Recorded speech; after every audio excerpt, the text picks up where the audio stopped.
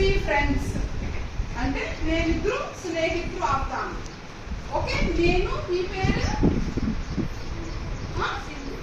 సరే. సో నేను Sindhu friends. So let's be friends అంటే నేను మీరు ఫ్రెండ్స్. సో నువ్వు ఆమెకి చెప్పు let's be friends. Yeah, so ఇది అర్థం అంటే మేము ఇప్పుడు స్నేహితులు అవుతాం. ఇది చాప్టర్ పేరు. ఏ పేరు చాప్టర్?